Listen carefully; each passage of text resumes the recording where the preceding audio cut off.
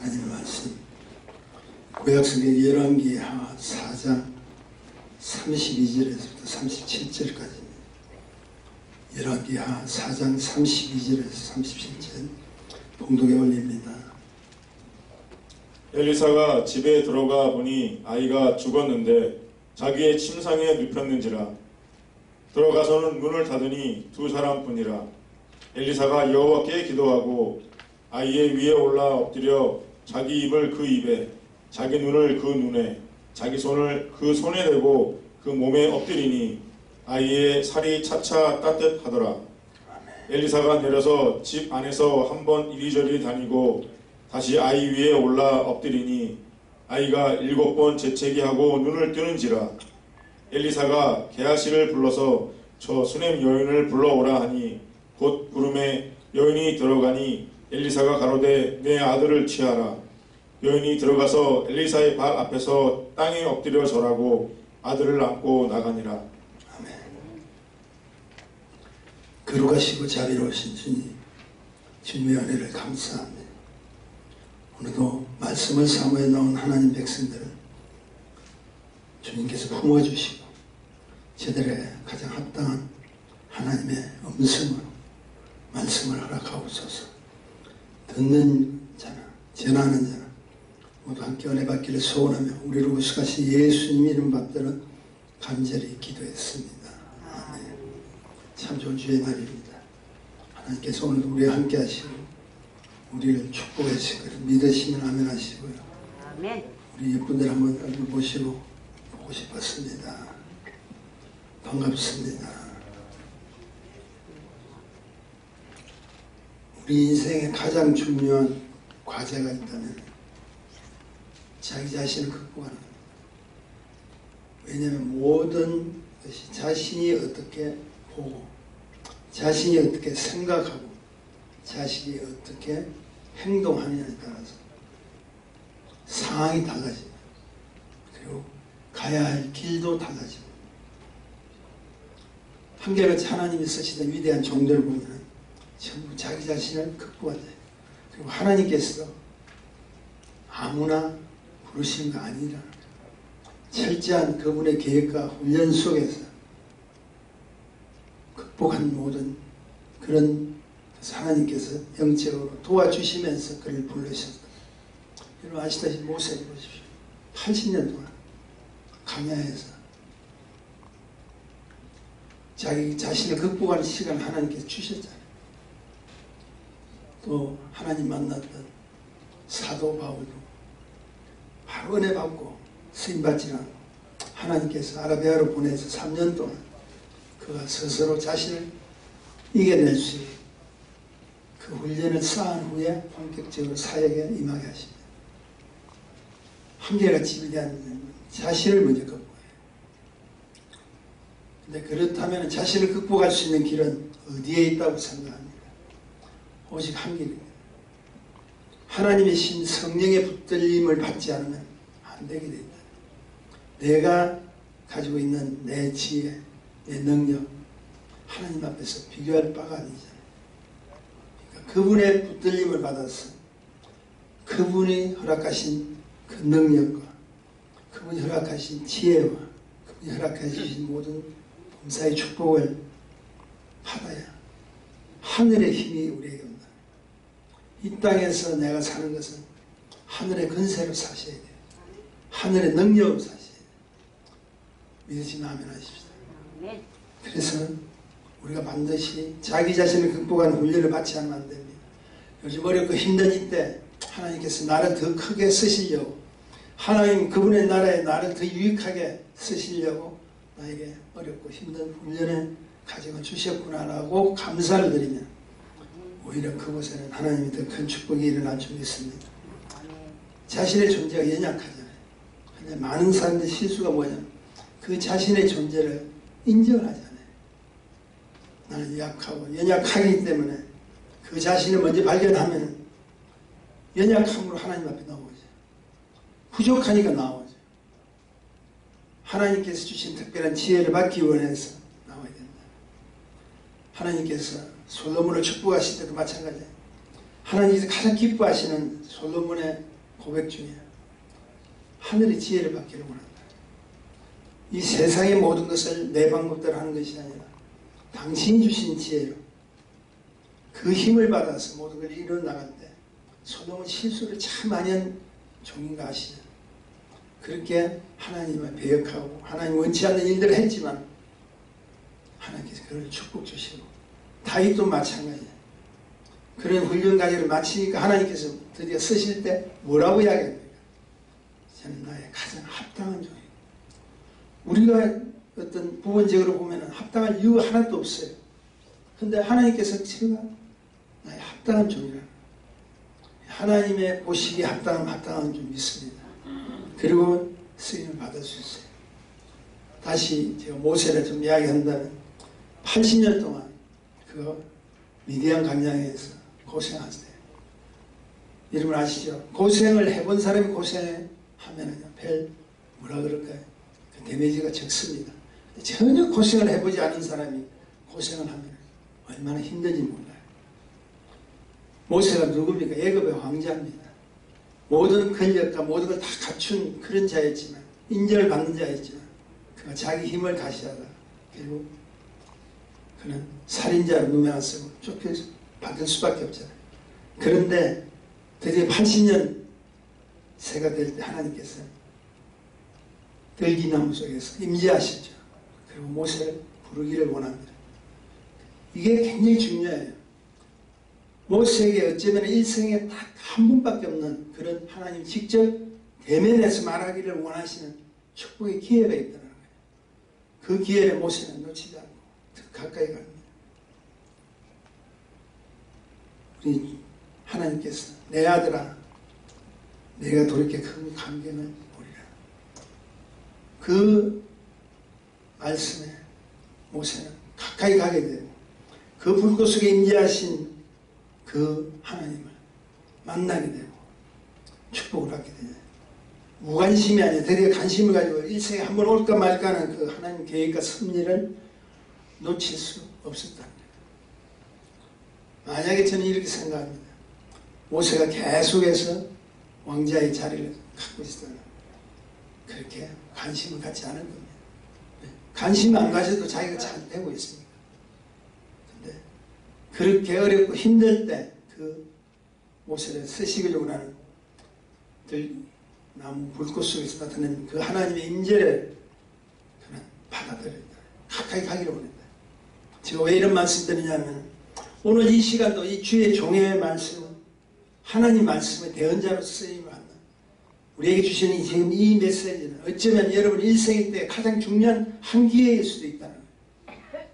우리가 매일 하나님의 말씀을 접하고 매주 하나님의 말씀을 접하지만 어떤 때는 이 말씀 하나가 내 인생을 좌우시키는 그리고 내 인생을 변화시키는 하나님 기뻐하시는 그 길로 갈 수 있는 철의 말씀 한마디로 떨어질 수도 있다는 걸 놓치지 말라. 관심을 기울이래. 그리고 그 말씀을 붙드시라고 해요. 그러면 하나님께서 축복해 주시는 겁니다. 그런 의미에서 오늘 저는 본문의 말씀을 통해서 같이 하는 은혜를 받기를 원하는데 본문의 사건은 우리가 잘 아는 내용이죠. 하나님의 종의 엘리사를 통해서 사마리아 근처 수넴이라는 작은 마을에 사는 한 여인의 죽었던 아들을 살려준 기적의 스토리입니다. 사람이 병들어서 가는 것이 아니라 죽어버렸어요. 원인은 모르지만 죽었어요. 그 죽은 아이를 살게 했다는 거예요. 기적 중에 기적이 아닙니까? 물론 이 사건은 앞으로 오시는 우리 주님 그분의 부활 사건을 상징하는 의미도 있지만 사람이 죽었다가 다시 살아나는 건 최고의 기적입니다. 우리가 그런 말 하잖아요. 이 세상에서 내가 가장 높은 최고의 논리가 있다는 그것이 무엇입니까? 죽음이라는 거예요. 아무리 돈이 많아도 아무리 가진 것이 있어도 죽음에 끝나버립니다. 이게 가장 높은 논리입니다. 그런데 하나님께서는 그 사건을 통해서 엘리사를 사용하셨고 그리고 그 집안에 복을 허락해 주시고 하나님 가까이 할 수 있는 여인의 축복을 허락해 주셨죠. 여기 성경에 보면 어떤 연유에서 죽었는지를 알 수 없습니다. 근데 태어난 지 얼마 되지 않은 신생아. 성경을 읽어보시면 아실 겁니다. 그것도 자식이 없는 집에서 겨우 생긴 한 아이가 죽었단 말이에요. 오늘 본문을 통해서 우리에게 준 영적 교훈이 있습니다. 이 여인의 강구를 통해서 역사하실 수밖에 없었고, 하나님의 종은 엘리사는 최선을 다해서 그 아이를 살려달라고 하나님께 도움을 청할 수밖에 없었고, 그런 그 사실 속에서 기적이 일어난다. 여러분, 오늘 이 말씀 속에서 그냥 지나가는 것이냐, 이 말씀은 나를 변화시킬 수밖에 없었던, 나를 축복 주실 수밖에 없었던 하나님의 메시지를 받아들이신다. 여러분의 삶 속에 기적은 일어날 줄 믿습니다. 반드시 기적이 일어날 때는요, 그 근거가 있습니다. 오늘 그 근거를 좀 찾아보십시다. 지금은 기적이 필요할 때입니다. 먼저 좀 살펴볼 것은 이 여인과 엘리사의 만남을 먼저 하셔야 돼요. 어쩌다가 만났느냐? 지금 이 말씀을 들어보면 아이가 죽고 나서 만난 것이 아닙니다. 본장 4장 8절에서 10절에 보면은 이 사건에 대해서 이야기해 주시는데, 우리 집사님 좀 봉독해 주십시오. 하루는 엘리사가 수넴에 이르렀더니 거기 한 귀한 여인이 저를 강권하여 음식을 먹게 한 거로 엘리사가 그곳을 지날 때마다 음식을 먹으러 그리로 들어갔더라. 여인이 그 남편에게 이르되 항상 우리에게로 지나는 이 사람은 하나님의 거룩한 사람인 줄을 내가 아노니 우리가 저를 위하여 작은 방을 담 위에 짓고 침상과 책상과 의자와 촛대를 진설하사이다. 저가 우리에게 이르면 거기 유하리이다 하였더라. 놀라운 사실입니다. 여러분 이미 이 답을 아시겠죠? 아이가 죽고 나서 만난 것이 아니라 그 전에 이미 이 여인과 이 엘리사가 만날 수 있었던 거죠. 그 사건을 지금 말씀해 주시는데 한마디로 뭘 이야기합니까?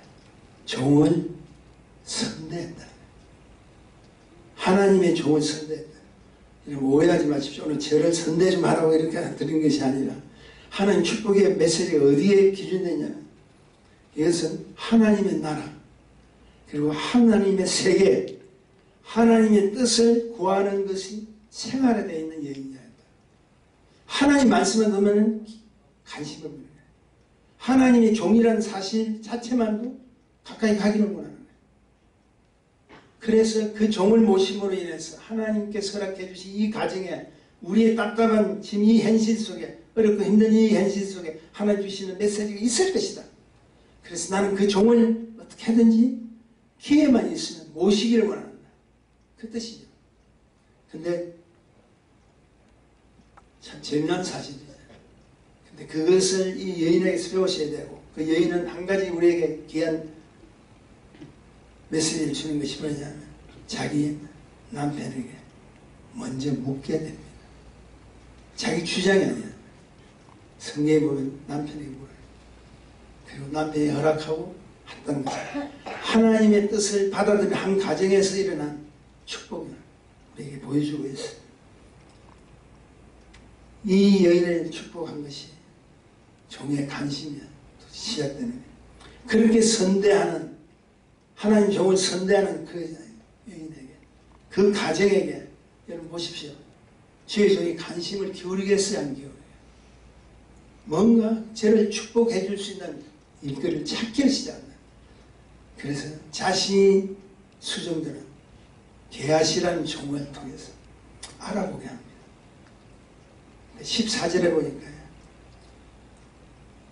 엘리사가 가로되 그러면 저를 위하여 무엇을 하여야 할고 게하시가 대답하되 참으로 이 여인은 아들이 없고 그 남편은 늙은 나이다 라고 보고를 해요.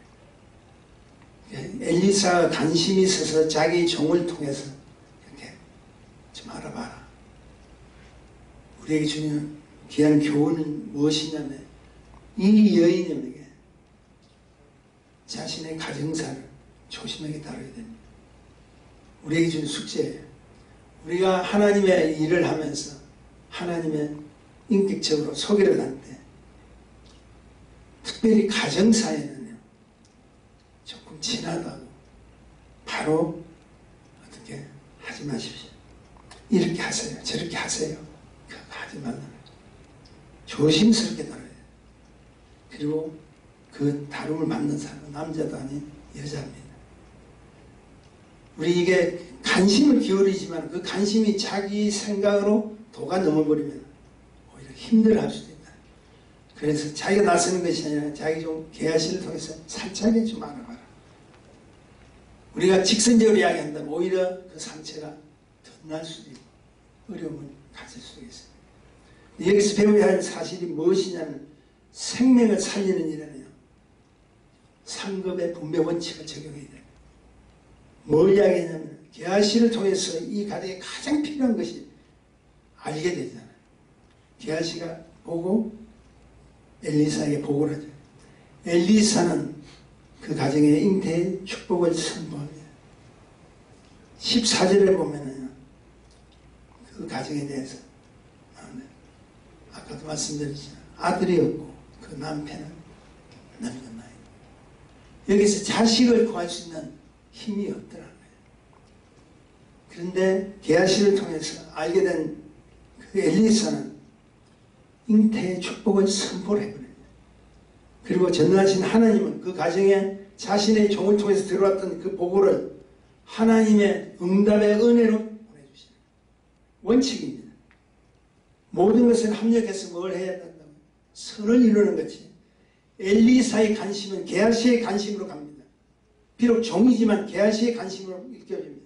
그리고 게하시의 그 관심은 여인의 필요함이 무엇인가를 알게 되고 엘리사는 그 보고를 듣고 하나님의 도움을 간구했고 하나님은 가정에 필요한 것을 주셨다는 거예요. 이게 공동체에 우리가 해야 될 일이라는 거예요. 소문내고 하는 것도 아니고 그 가정에 가장 어렵고 힘든 일이 무엇인가? 한 종의 관심은 하나님의 관심이에요. 자기를 선대하고 자기를 모시고 영원한 그 가정의 축복이 무엇인가를 안다는 거예요. 여러분 생명의 축복은 관심으로부터 출발되는 거 아시죠? 관심이 필요함을 갖게 되고 그 필요함이 간구로 들어가고 그 간구를 통해서 하나님께서 응답으로 채워주시더라. 이게 축복이라는 거예요. 근데 이렇게 할 수 있는 모든 것은 무엇으로 시작해요? 주의 종을 선대했다. 선대하니까 뭐가 되죠? 교제가 이루어지잖아요.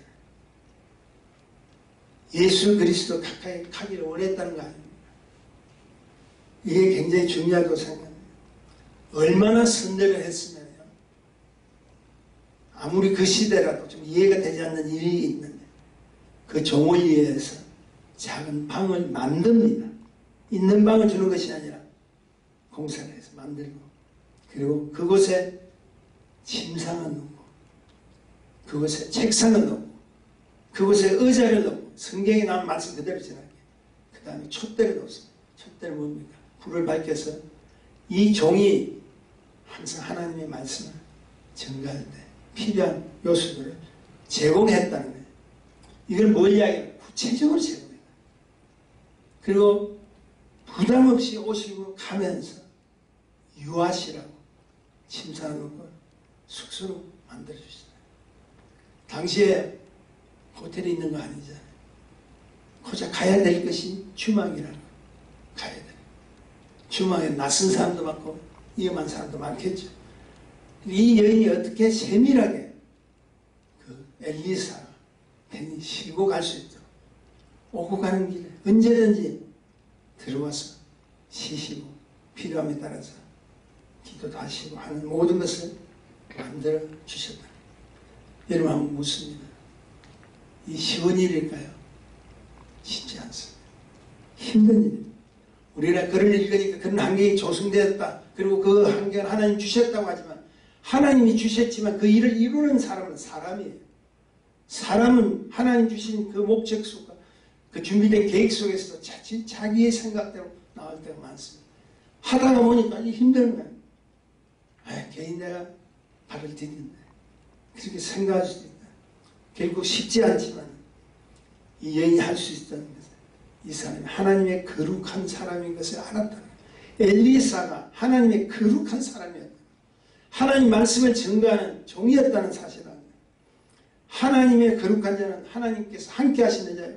하나님께서 함께 하시는 자는 뭡니까? 하나님 임재와 그 축복을 우리 가정에도 필요에 따라 부어주시겠다. 이미 이 여인의 생각에 들어왔다. 우리 사업장도 마찬가지예요. 우리 직장도 마찬가지예요. 우리 삶의 틀전도 마찬가지입니다. 내가 하나님 말씀을 기뻐하고 하나님 가까이 가기를 원하고 주의 종을 선대하고 그 관심이 우리에게 임할 것이고 그 관심을 통해서 하나님의 축복이 임할 것이고 하나님의 모든 그 은혜 가운데 기적이 일어나는 일들을 함께 하시겠다. 그렇다면 하나님께 함께 하신 엘리사가 자신에게 닥친 한 아이의 죽음 앞에 자신이 취할 행동이 어떤 자세인가 한번 살펴보십시오. 여러분 이렇게 준비되고 선대를 하고 교제가 이루어지고 하니까 아이가 죽었다는 보고를 받고 이제 엘리사가 본격적으로 하나님의 세계를 보여줄 수 있는 축복을 허락해 주신다. 생명의 회복입니다. 그 생명의 회복을 취할 자세는요. 첫째, 오직 하나님께만 집중해야 돼요. 32절, 33절 엘리사가 집에 들어가 보니 아이가 죽었는데 자기의 침상에 눕혀 들어가서는 문을 닫더니 두 사람뿐이라. 엘리사가 여호와께 기도하고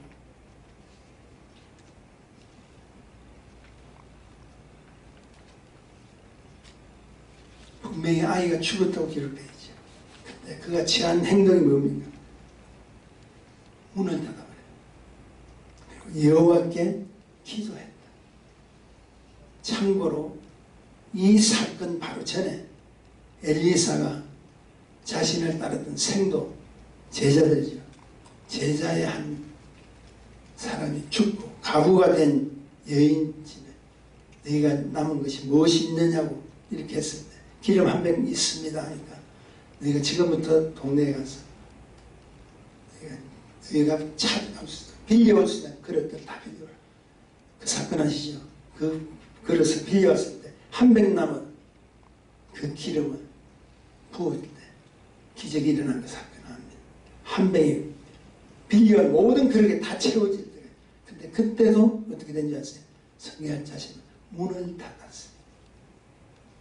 이 엘리사는 가만히 보면 사역 중에 문 닫는데 선수인데 문을 닫아버렸다. 그런데 우리가 배워야 할 것이 있습니다.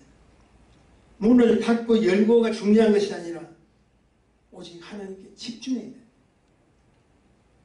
인간의 생각에 좌우될 수 있기 때문에 분위기라는 게 굉장히 중요합니다. 왜냐하면 이 여인의 마음속에 어쩌면 집중보다는 분노가 더 일어날 수 있습니다. 이 성경에 나타나 있지 않지만 여러분 보십시오. 왜 분노가 일어날 수 있을까요? 아들을 주신 분도 하나님이시죠. 그리고 이 아들이 자란 것도 아니고 얼마 되지 않은 신생아가 왜 다시 한번 또 하나님께서 치해서 죽게 하시죠?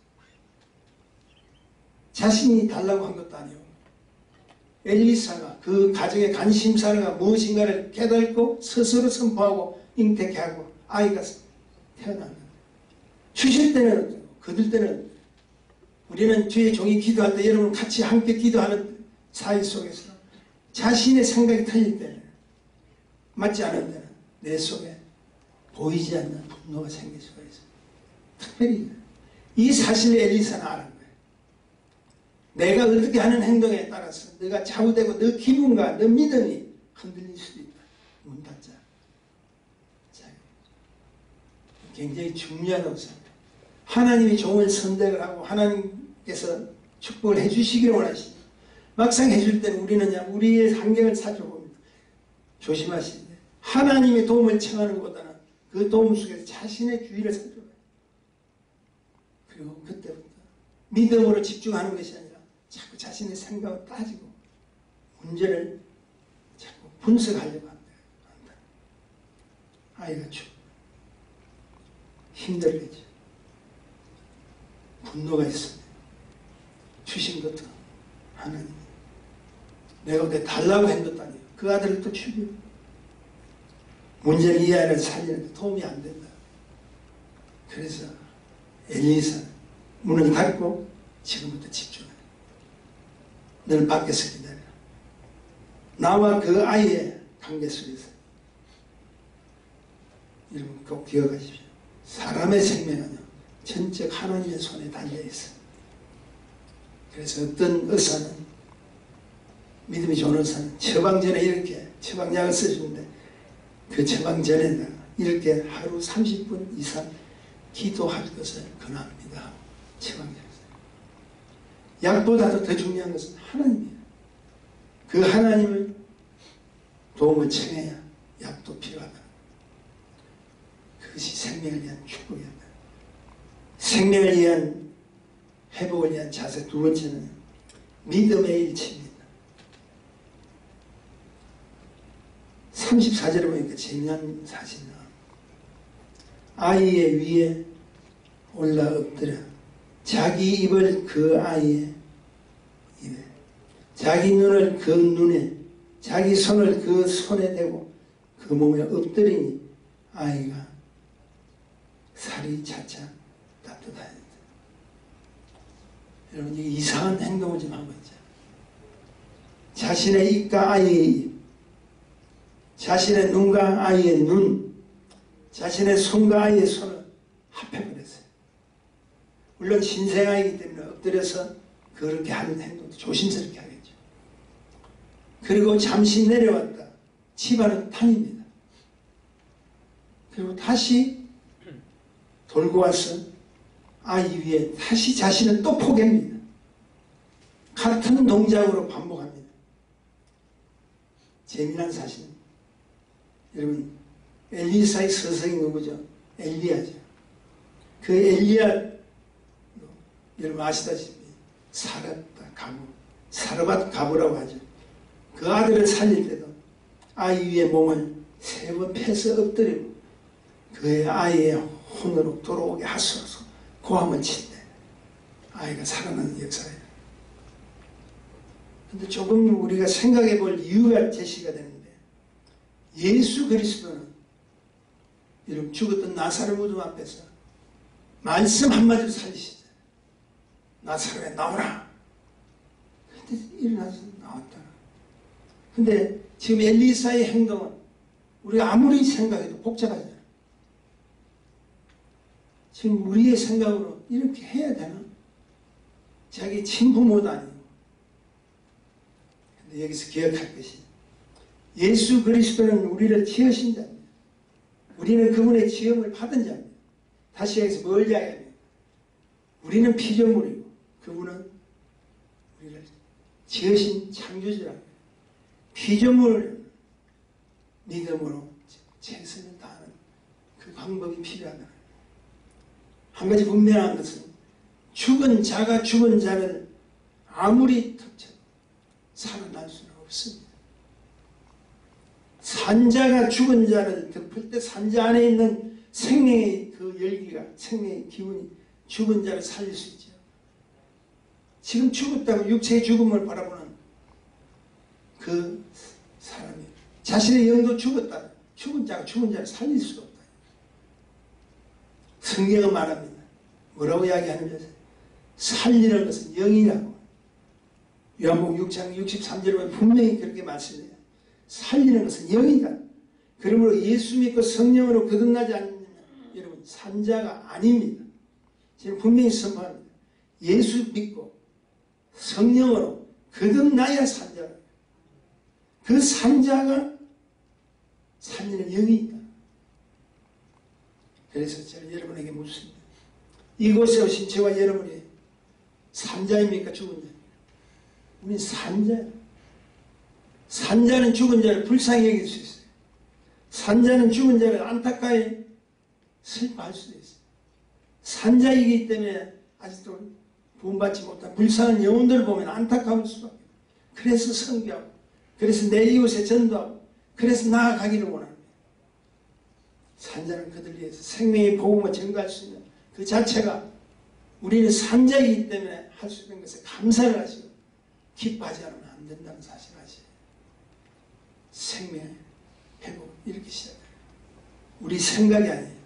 내가 살았기 때문에, 저와 여러분은 성령으로 거듭났기 때문에 하나님의 생명이 들어왔기 때문에 아직도 거듭나지 못하고 주를 알지 못하는 불쌍한 영혼들을 향해서 가야 됩니다. 그리고 우리의 받은 그 하나님의 그 영의 충만함 그들을 포기해야 됩니다. 덮어줘야 됩니다. 안아줘야 됩니다. 위로할 때 하나님의 세계가 역사가 이루어진다는 아시에요. 믿으시면 아멘 하십시오. 생명 회복의 마지막 세 번째는 생명의 열기로 전달해야 돼요. 오늘 제가 제목은 생명의 열기라는 말을 했죠. 이 말은 무엇이냐면 34절 하반절에 보면 그 손에 대고 그 몸에 엎드리니 아이의 살이 찼자 뭐라고 따뜻하여 있어요. 따뜻하다해진다는 것은 여러분 생명력이 있다. 요즘 제가 간혹 TV 프로그램 중에 자연인이라는 그걸 좋아합니다. 그리고 요즘 또 새로운 프로들 많이 나오는데 무인도에 가가지고 자기들 직접 체험하는 그런 프로가 있더라고요. 근데 아무리 자연식품을 가지고 먹거리가 준비되면 가장 중요한 것이 하나 있더라고요. 불을 제대로 피우지 못하면 안 돼. 아무리 자연식품들을 채취하고 뭐 소라나 전복이나 이런 거 불이 있어야 맛있다. 불이 있어야 요리가 된다. 저 그거 보고 저 깨달았어요. 여러분 이 가운데는 하나님 허락해 주신 축복들이 많습니다. 내가 하나님의 은혜로 축복을 받았다 할지라도 나의 소유, 나의 가지고 있는 것, 나의 모든 것이 하나님의 영으로 생긴 축복이 아니라 그것은 안 된다. 생명이 없다. 아무리 우리가 좋은 것을 가졌다 할지라도 내 속에 다시 한번 성령의 불이 훨훨 타지 않으면 아무리 좋은 조건이 있다 할지라도 아무리 좋은 사업자가 있다 아무리 내가 할 수 있는 것이 보였다 할지라도 성령 충만하지 않아 하나님 열기로 다시 한번 생명을 불어일지 않아 안 된다는 아시아야 돼. 이걸 우리가 깨달아야 돼. 여러분 잘 알다시피 죽은 자는 무기력하잖아. 가르는 우리가 필요한 생명의 열기입니다. 실패한 영혼들에게 생명의 열기가 불어졌지만 안 된다. 우리가 전하는 그곳에 생명의 역사가 일어나야 돼. 오늘 저는 여러분의 말씀드린 것은 이 엘리사가 한 아이를 살려준 이 기적의 이야기만 하는 것이 아니라는 거예요. 지금 이렇게 어렵고 힘든 이 세대 속에서 우리들이 해야 될 것은 내가 먼저 뜨거워야 된다. 엠마오로 가는 제자들을 아시죠? 예수님 만나면 그들의 고백을 한번 들어보시죠. 우리 마음이 뜨거워지지 아니하더냐. 같이 가는 사람 우리 마음이 갑자기 왜 뜨거워지지? 왜 뜨거워졌을까요? 예수님이 함께 가셨기 때문에 뜨거운 거예요. 생명의 주체이신 생명의 불이신 그분이 가니까 뜨거워지잖아요. 뜨거워진다는 걸 뭘 이야기합니까? 죽었던 우리의 마음, 죽었던 우리의 심령들이 다시 살아납니다. 식었던 우리의 마음들이 다시 살아납니다. 다시 뜨거워진다. 예수님을 피해가던 제자들이 다시 뜨거워진다.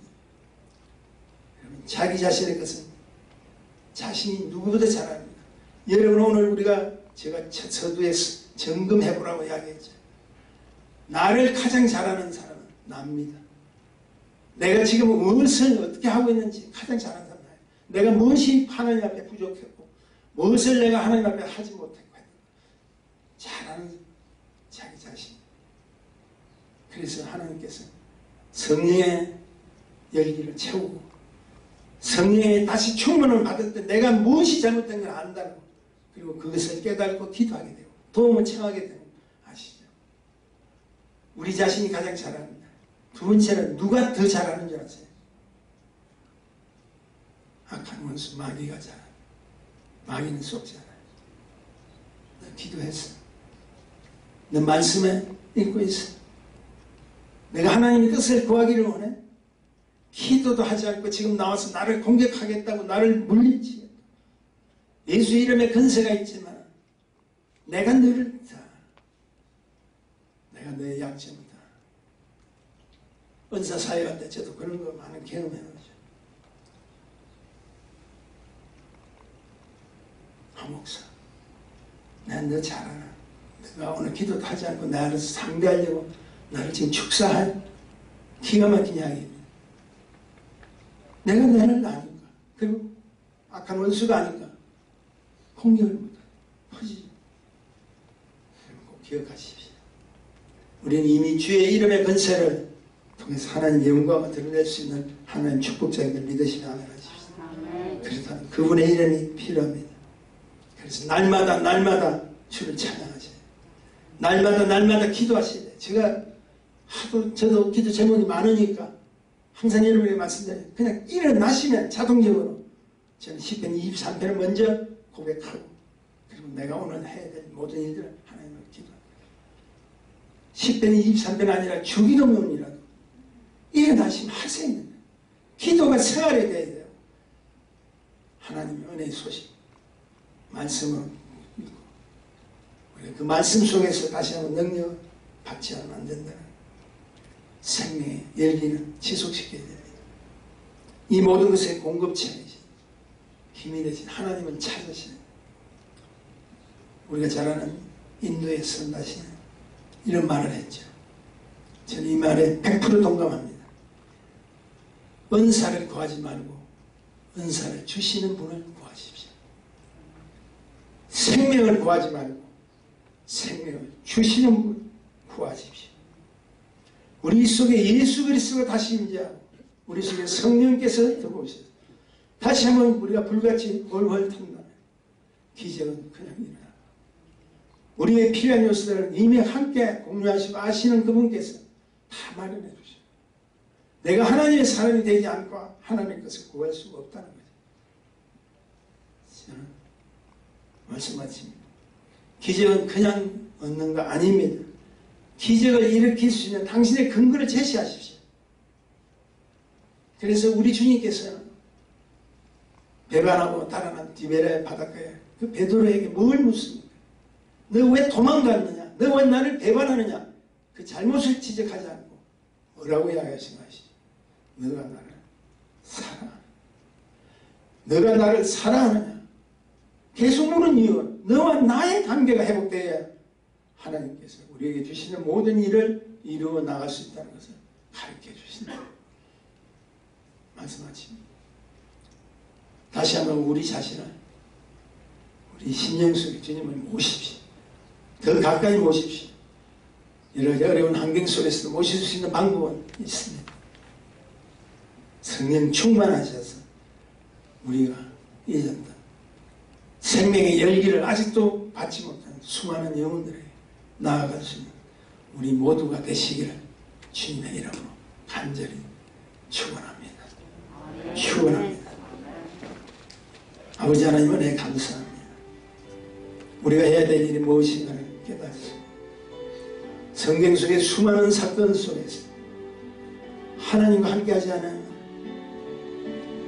하나님이 역사하지 않으면 아무것도 아닌 우리 인생을 하나님께서 축복하셔서 그에게 복을 주신 것을 압니다. 어렵고 힘든 이 팬데믹 가운데서 하나님의 사람들이 해야 될 것이 무엇인가를 깨닫게 하시고 하나님 기뻐하시는 축복으로 수많은 영혼들에게 주의 복음을 증거하는 우리 모두가 되기를 원합니다. 도와주옵소서.